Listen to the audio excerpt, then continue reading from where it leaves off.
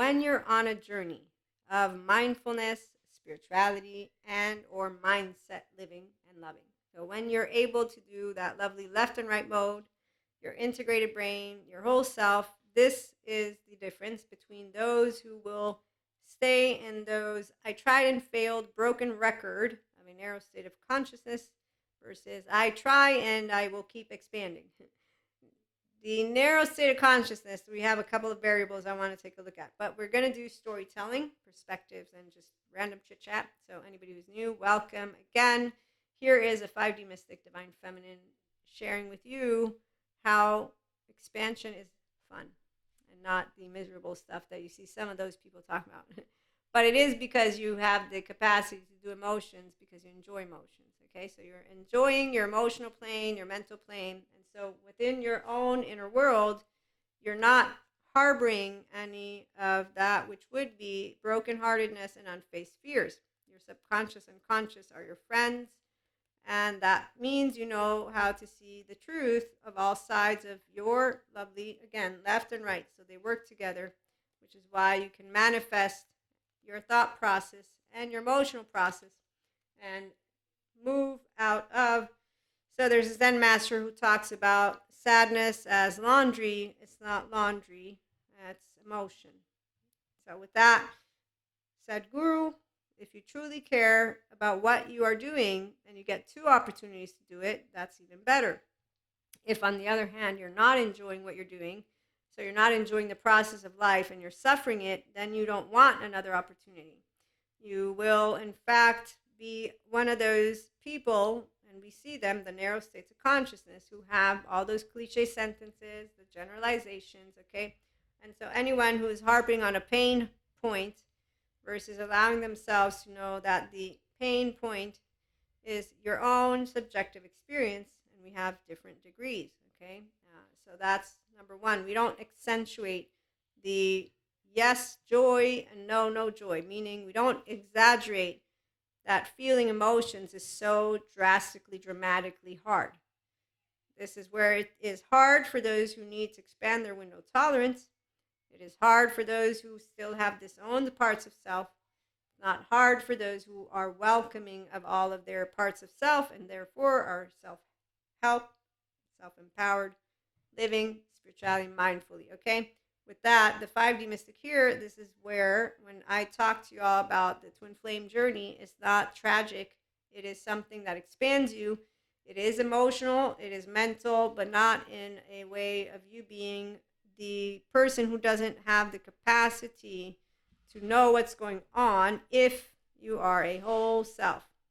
If you are the owner, which is why those people who you do see out there, they're not the owners of the 2 sides and the body. No, they haven't embodied a heart, body, mind that has integration, self-empowerment, enlightenment.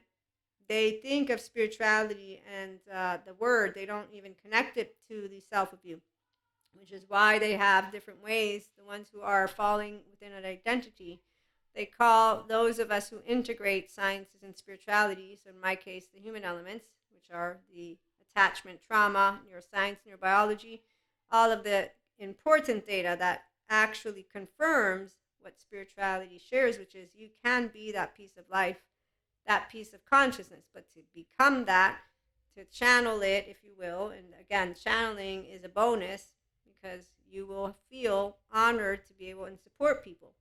You'll also feel the equanimity and neutrality when people dismiss, ridicule, minimize your channeling. So I have people who make fun of the tarot cards, but they ask for tarot card readings. That's a Cusco person. It's an individual who deflects and who is, doing it all, but wants to make fun of the different person. Or this one is really funny. This was a while back, and it was an individual who enjoys to have gossiping stuff with friends. So they tend to do these little things every now and then, I had noticed already, because this is where the 0 to 8 years of age of a person plays out when they're the 16-year-old version, because their subconscious and conscious is not theirs. So when your mind, heart and body are not aligned with a heart body, value body, energy, physical, mental, emotional, meaning you're not embodying your whole self, your mannerisms, the adaptive child parts of you will come up. Your disowned parts of self, your light, shadow, whatever you want to call it, they're going to come up. I'm going to notice it because I'm a divine feminine, an empowered one.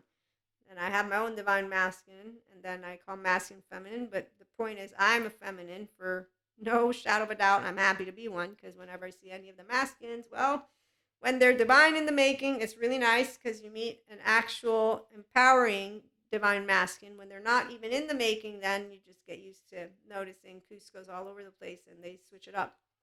So it's not impressive for a 5D mystic in the Enlightenment Soul Age group when I meet people who are not their mental, emotion, physical intelligence. I will know how to adapt to the circumstance because that's exactly what a person who is of true spirituality nature will do. And it's also somatic empath. It's called equanimity, and it's a no ill will, but it's also a person who has prefrontal cortex, no low self-esteem. You know how to handle your child parts because they're not charged. They're not even here. But if they do awaken, like my lovely teacher Sue Martin said, you know who it is and you know how to continue to say, okay, we're good. Let's stay in that prefrontal.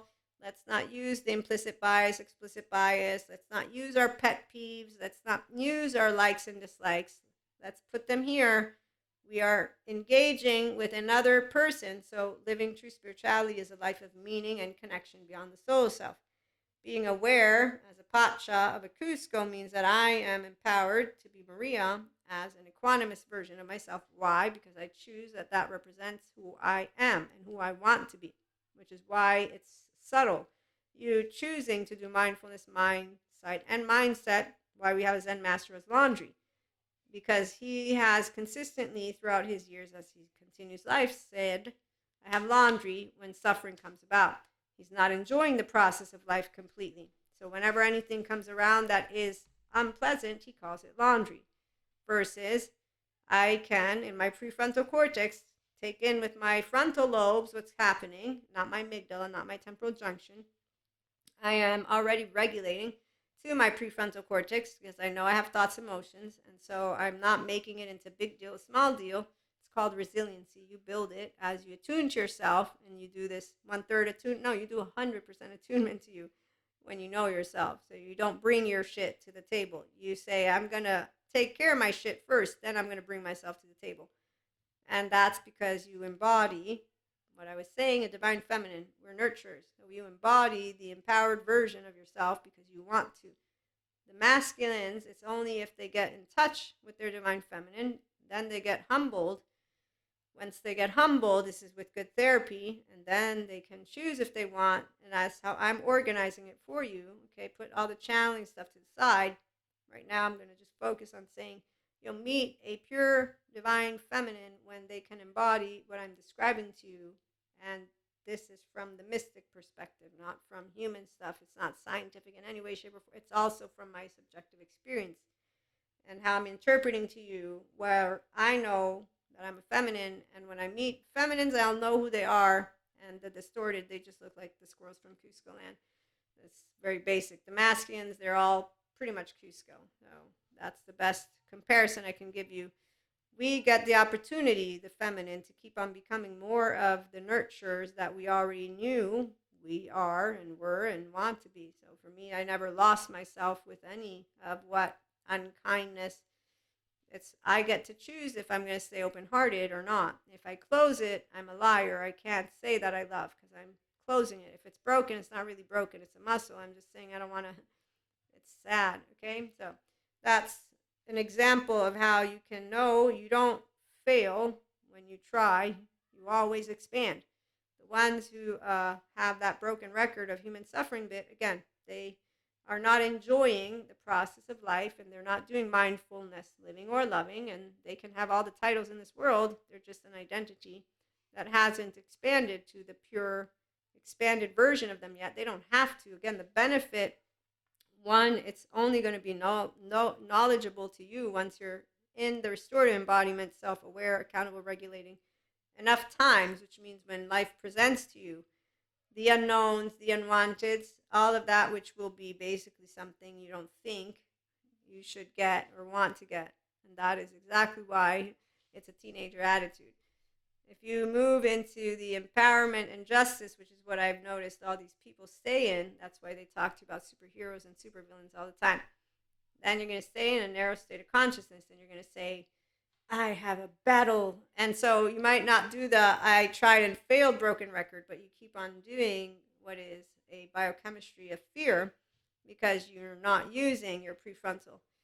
Anytime life sends you shit, you're going to do the inner critic, outer critic, or the superhero, supervillain bit. I have both sides of me. I'm going to allow both to come forth like a teenager, quote unquote, again. It's the fight response. The charged part of the 16-year-old is leading people who don't have their higher self in the forefront. So whatever they manifest, they'll still be happy about because a narrow state of consciousness keeps living. We also have other soul age groups.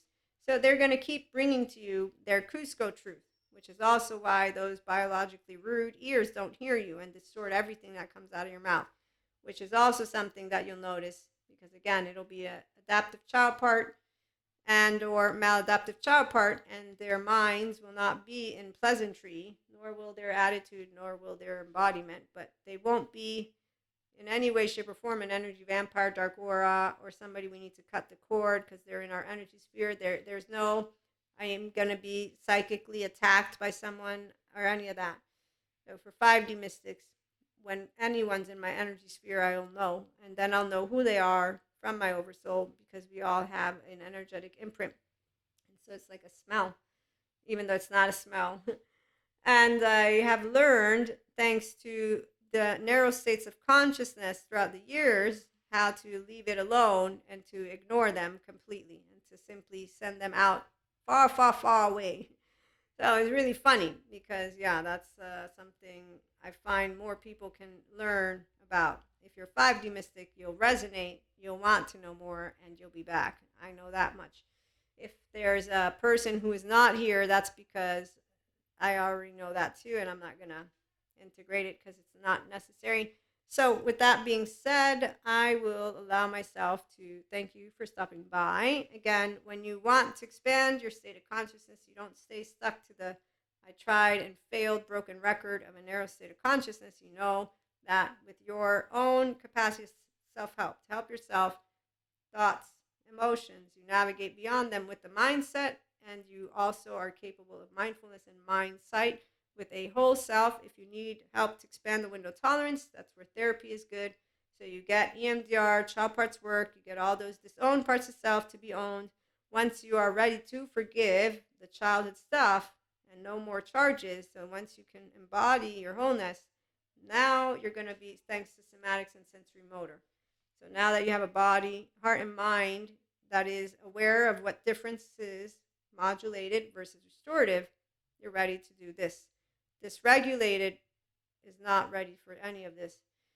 Dysregulated embodiment, and if it wasn't dysregulated, it might be another word, but they need only mindset and the will to heal first. Then they learn how to regulate once they can contain.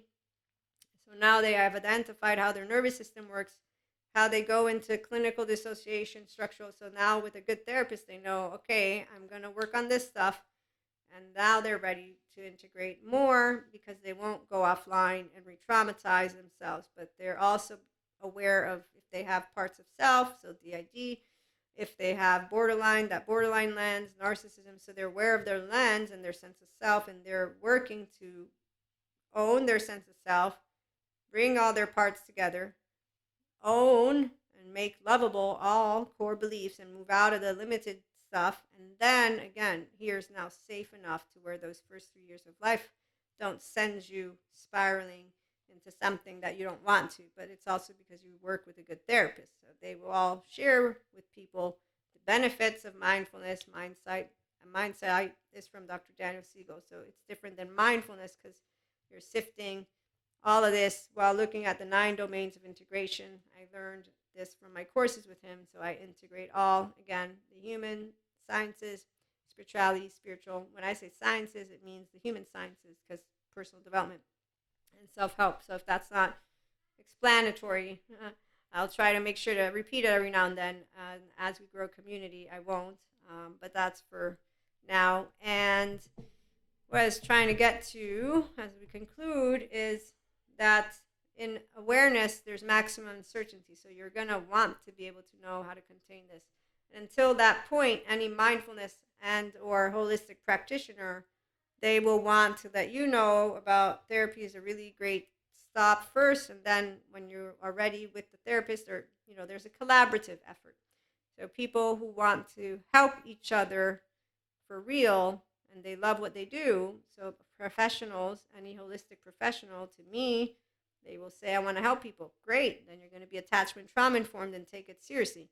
And you're going to work with the ones who know about DID, not the therapists who don't believe in DID, not the therapists who don't believe narcissism is healable, not the therapist who is actively still projecting a lot of their stuff. No, the therapists who know about DID, about dissociative disorder, about integration of the brain, about the restorative embodiment, self-aware, accountable, regulating, the therapists who know how mindfulness is not a blank slate of good or bad, how to share with all practitioners. And so that's why we come together, those of us who care, because we care about what we do. And so whether it's self-help, personal development, or it's simply somebody who's coming in from their spiritual practices, they're going to care about your mind, because that's what you need to ground into your body. And they're going to then know the body needs to be, first of all, grounded into safety.